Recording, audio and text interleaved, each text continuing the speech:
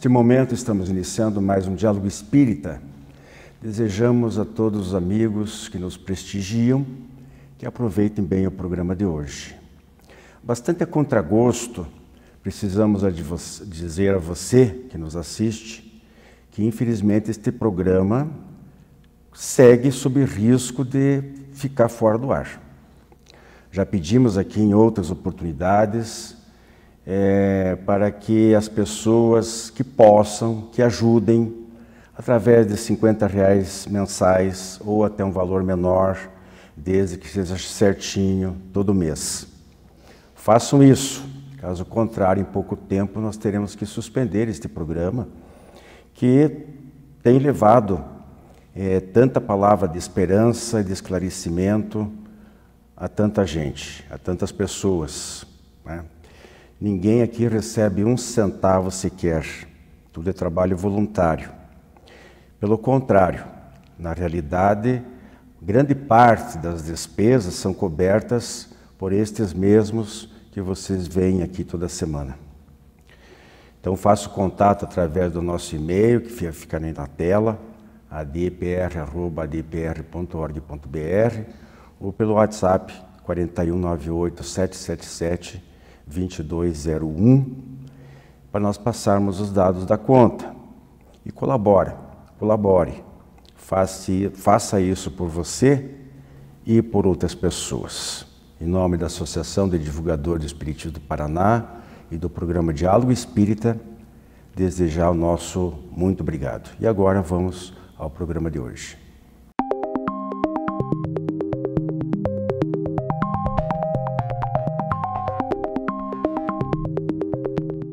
Prezados amigos, reflexões de AZ de hoje, vamos trazer os temas ou subtemas: narcisismo, onipotência ou onipotente e ócio.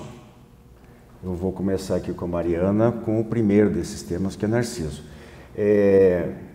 Existe uma parte sobre da mitologia que dá origem ao termo narcisismo, né? Um comportamento específico, e hoje em dia a gente vê muito, não só por parte de mulheres, né, mas por parte dos homens também, esses exageros nos cuidados com a beleza e tal. Pessoas,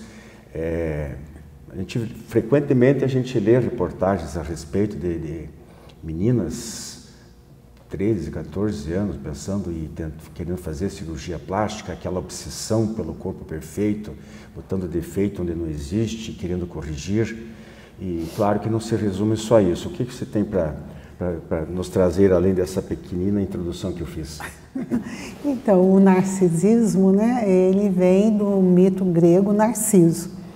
Quer dizer que aquela pessoa que se ama muito, que ela se valoriza a beleza dela em relação aos outros. E também, na antiguidade, era visto como uma arrogância.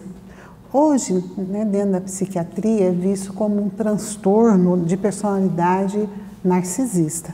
São pessoas geralmente inseguras, pessoas que são agressivas, e são pessoas também que não importa com o outro, não são empáticas, são pessoas que gostam de impor a sua maneira de pensar, a sua maneira de ser, e são pessoas manipuladoras também. São comportamentos de uma pessoa que, para nós, na visão da doutrina espírita, ainda não despertou para o amor. São egoístas, extremamente focados em si mesmo. E eles sentem assim que o mundo tem que girar à sua volta. É do jeito que eles querem, como eles querem. E eles, quando tem um revés, eles se colocam como vítimas. Então, eles são sempre vítimas do mundo, porque eles acham que eles têm que ganhar aplausos o tempo todo. Então, esse é uma pessoa, um comportamento de uma pessoa narcisista, egoísta e arrogante. Eu acho que a gente pode até estender desse conceito inicial em relação apenas à estética, à beleza exterior, mas do próprio comportamento íntimo, como se colocou, né, da pessoa querer ser o centro das atenções e é uma pessoa muito presunçosa, que acha que ela em todos os aspectos, ela é superior aos outros, né? Agora, assim, rapidinho, o que a doutrina espírita, o que ela recomenda? Se a pessoa, vamos supor, ela faz lá aquele exame noturno lá, recomendado por Santo Agostinho, e descobre que lá nessa busca de autoconhecimento, ela se reconhece nessa posição. O que ela pode fazer? Que tipo de socorro? É só com tratamento especializado? A doutrina espírita pode oferecer alguma coisa? Como é que ela vai fazer essa mudança de patamar na compreensão que ela possui a respeito da vida? Sim, além do recurso terapêutico, né, dos profissionais, a doutrina espírita também ela vem oferecer, né?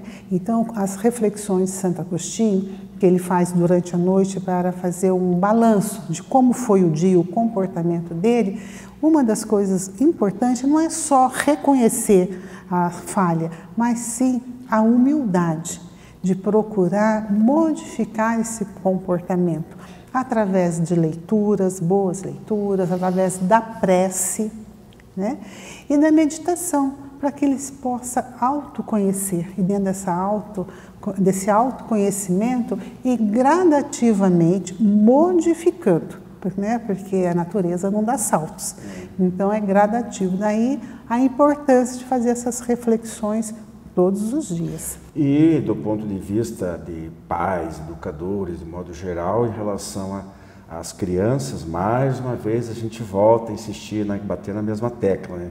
A importância da educação. Se os pais percebem isso, e hoje em dia é muito fácil de perceber, porque as crianças são muito espertas, elas manifestam a sua personalidade precocemente, a individualidade, que é um pouquinho diferente de personalidade, né? Personalidade é aquilo aquela máscara que ela vai assumir durante essa reencarnação, mas aquela bagagem espiritual, embora de maneira inconsciente, ela está presente no dia a dia, principalmente através do conhecimento, dos talentos, das ideias inatas, mas também do temperamento, do caráter, né? Então esses traços, ao serem percebidos pelos pais, imediatamente devem ser tratados, né, com os pais com maturidade, devem entender um pouquinho também de psicologia, pelo menos de psicologia infantil, para poder combater isso aí e não deixar que a pessoa se torne um narcisista no futuro. Bom, nosso segundo tema, Hilde, é onipotência, né? É um dos atributos de Deus, está lá no Livro dos Espíritos, como dos principais. Onipotente quer dizer que tudo pode, e aí? Um dos atributos de Deus, quando nós tratamos dessas questões, quando ali no Livro dos Espíritos vem falando para nós que Deus é onipresente, onipotente. O que é essa onipotência, né? Aquele que é ilimitado em seu poder, é aquele que tudo sabe, que tudo percebe, que tudo vê, está presente em todos os lugares. Sabemos que outras qualidades que nós ainda não conhecemos, não temos essa habilidade, né, essa facilidade, mas dentro daquilo que nós sabemos, essa onipotência, ilimitação em tudo que nós podemos pensar. Então, não existe uma outra força que se iguale a Deus, porque se assim fizesse, se assim fosse, nós estaríamos ali mediante um outro ser que teria o mesmo poder de Deus. E para nós entendemos que Deus é justamente esse poder universal, que está em nós, em tudo que rege, né, em tudo que está na natureza, em todos os ambientes. Então, quando a gente fala de amor, por exemplo, entendemos que não há amor maior no universo quando falamos de Deus. É o amor total, é Deus, né? Justiça, bondade, enfim.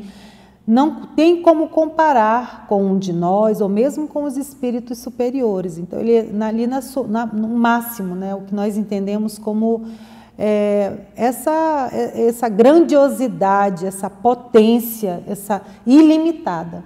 Agora, uma pergunta que com frequência a gente ouve das pessoas que não são familiarizadas com os conceitos espíritas, e às vezes até mais arredias, até de outras religiões, porque outras religiões também dizem que Deus é onipotente. Mas para eles é mais embaraçoso ainda, a doutrina espírita consegue explicar. O tempo não permite para você explanar profundamente isso aí, mas resumidamente, por que esse Deus é onipotente, pode tudo? Por que ele permite, por exemplo, a ocorrência de tantas catástrofes, sejam as naturais, provocadas pela natureza, ou mesmo provocadas pelo homem? Guerras, por exemplo. Nós temos lá a guerra da Rússia e na Ucrânia, lá, detalhes são dispensáveis que a gente saiba como é que é uma guerra. Por que Deus permite? Se ele não pode parar essa guerra? Ou evitar uma catástrofe?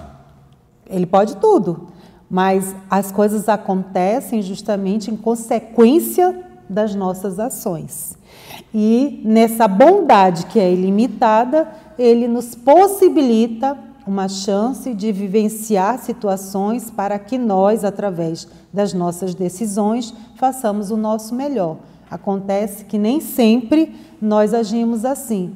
Então, muitas vezes nós pensamos, como você falou, né? Muitas pessoas questionam e dizem assim, que Deus não existe ou que Deus não nos assiste, porque se assim fosse, tudo isso não aconteceria. Se Deus existisse, eu não estaria doente, ou então eu seria curado. Mas é justamente o sentir Deus na oportunidade que Ele nos dá, muitas vezes permitindo que essas coisas aconteçam, até mesmo para nos possibilitar o crescimento. Quantas vezes essas catástrofes, como a que acontecem, são uma possibilidade, uma limpeza dos miasmas no ambiente para que nós possamos continuar. Outras vezes, para nós mesmos, aquela situação chega para nos frear, porque poderia ser muito pior se aquela situação não batesse a nossa porta e nós tivéssemos que parar o que estávamos fazendo equivocadamente. Então, são oportunidades, são chances que Deus nos dá pela sua extrema bondade e amor, justamente em consequência das nossas próprias atitudes. Porque isso só acontece porque nós iniciamos. A guerra é uma consequência dos nossos pensamentos e das nossas ações, das nossas decisões e da nossa vontade. Verdade. Uma hora dessa aí, qualquer um de nós poderá voltar ao tema com mais vagar. E vamos aqui para o terceiro subtema aqui. E o ócio? O ócio, né? O ócio é a ausência de uma ocupação, de estarmos fazendo alguma coisa, né, Ilde? Então, eu vou passar ali para a Ilde, depois voltamos para fechar, né? Então, Ilde. Nós estamos aqui com 2 pontos, né, que trazidos, né, que tem da possibilidade que o ócio nos dá, aliás, a palavra, né, ou a situação nos permite.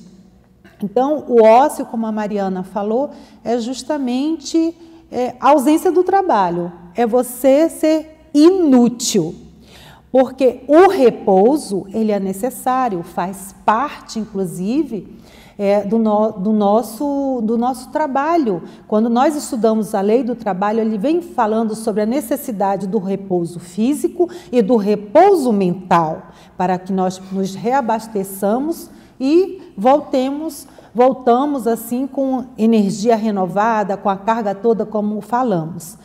Mas o ócio, no sentido da inutilidade, inclusive nós trouxemos aqui quando Joana de Ângeles comenta na obra Leis Morais da Vida, falando sobre a lei do trabalho, e ela diz assim, sobre pretexto algum te permitas a hora vazia, justificando cansaço ou desengano, irritabilidade ou enfado, desespero íntimo ou falta de estímulo. Evita cair no desânimo que abre claros na ação do bem, favorecendo a intimidade, inspirando as ideias perniciosas.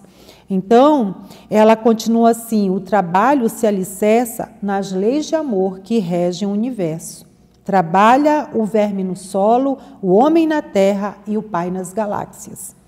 Não há na natureza o ócio.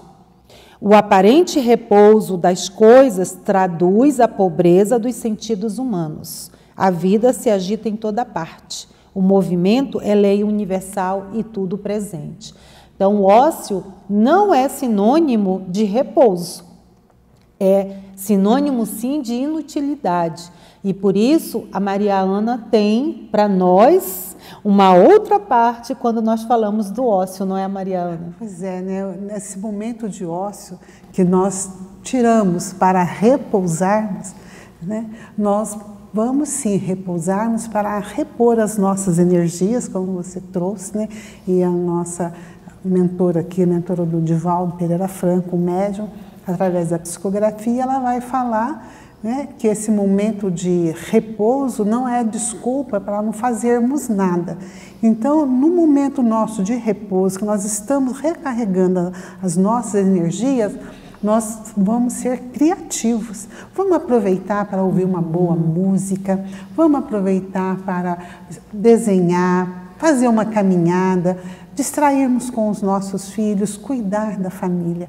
Esse ócio criativo, né? Ele é relaxante, ele reabastece as nossas energias, as nossas esperanças, para que nós possamos, desta forma, refletirmos e darmos um passo à frente. Então, sermos inúteis, não fazer nada, ficar o dia inteiro na preguiça, isso não nos traz a nada, né? Ele, para o espírito, é perda de tempo. E nós não estamos aqui para perder tempo. Nós podemos descansar, mas não ficar sem fazer nada absolutamente. O ócio criativo, ele favorece, inclusive, para abrir as nossas percepções espirituais, a inspiração, né? O relaxamento, ele é necessário porque aí a gente corta, não é nem um corte, mas é uma elevação da frequência do nosso pensamento, para que a gente possa receber, possa se comunicar mesmo que intuitivamente ou inspirativamente com o nosso mentor espiritual, etc. Lembrando aqui que, segundo os espíritos, toda ocupação útil é trabalho. Então, não é só trabalho braçal e não é só trabalho mental, né? Uma leitura, nesse conceito, uma leitura edificante, não deixa de ser trabalho também, porque a gente está aprendendo alguma coisa com aquilo, né?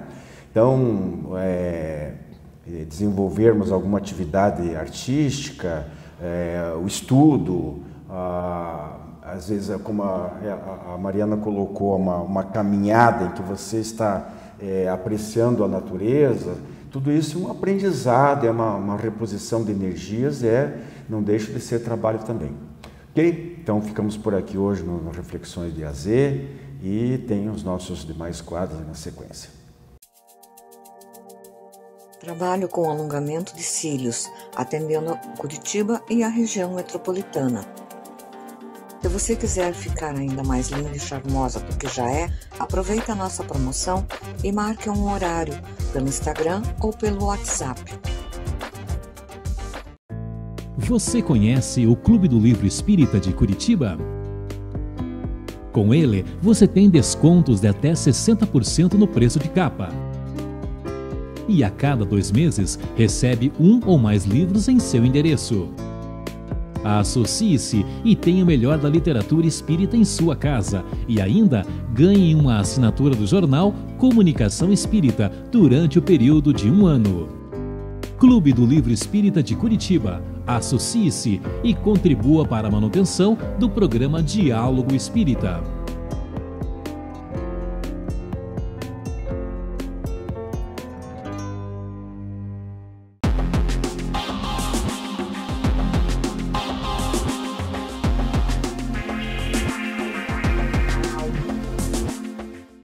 Olá, amigos. Hoje, no quadro O Espiritismo Responde, nós temos a seguinte pergunta. Vocês concordam com o ditado popular que diz o seguinte: aqui se faz e aqui se paga? É bem interessante, porque quando nós escutamos essa afirmação, esse dito popular, ele tem sim a sua verdade. Mas por que aqui nós pagamos? Porque nós somos espíritos em evolução e nós temos a bênção da reencarnação. E a reencarnação nos é uma oportunidade de crescermos, de evoluirmos moralmente, fraternalmente.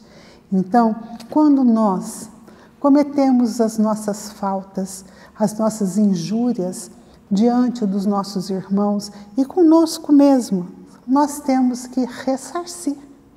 Ou nós iremos ressarcir ainda na mesma existência, se der tempo, ou nós deixamos para a próxima. E quando nós, dependendo do grau evolutivo nosso, do espírito, nós também iremos sofrer muito no plano espiritual, porque lá nós teremos a visão completa das nossas falhas. Nós teremos ali, então, a oportunidade de aceitação, de expiar no plano espiritual as nossas falhas. Mas também temos que voltar à matéria. Nós reencarnamos para que aqui nós possamos também reparar, expiar as nossas provas, as nossas faltas. Então, nós pagamos a nossa falta, nós reparamos os nossos equívocos, tanto no plano espiritual quanto no plano material. E aí nós vamos ver que é uma misericórdia e a justiça de Deus se fazendo presente. Por quê? Quando nós reencarnamos, nós vamos ter a oportunidade de, no corpo físico, receber ajuda ou auxílio daqueles que nos amam. E também nós teremos a oportunidade de servir de exemplo para aqueles irmãos que caminham conosco, despertando neles a caridade, o amor, a empatia. E assim nós vamos evoluindo. Então, em parte, sim, aqui se faz, aqui se paga. Não nessa maneira que nós muitas vezes desejamos como vingança. Ah, ele há de pagar, né? Então, todos nós temos que ressarcir o que deixamos de fazer ou o que fazemos mal feito, até completarmos a nossa evolução, até nos compreender e aprender que só o amor, o respeito e a caridade vai nos fazer subir ao degrau mais alto evolutivo.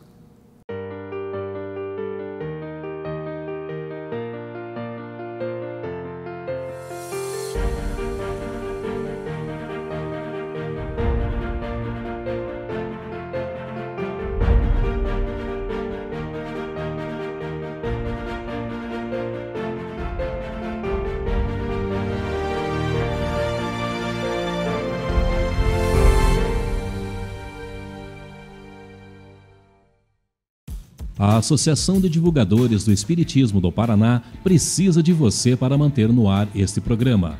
Faça contato pelo e-mail adpr@adpr.org.br ou pelo WhatsApp 41 98 777 2201 e obtenha mais detalhes. Além de doações avulsas, você pode colaborar veiculando anúncios publicitários como forma de apoio cultural. Divulgue o seu produto ou serviço para toda a região metropolitana de Curitiba, com alcance nacional pelo nosso canal no YouTube. Os valores dos anúncios são incríveis, muito abaixo dos praticados no mercado. Informe-se. Ajude você também a fazer o diálogo espírita cada vez melhor.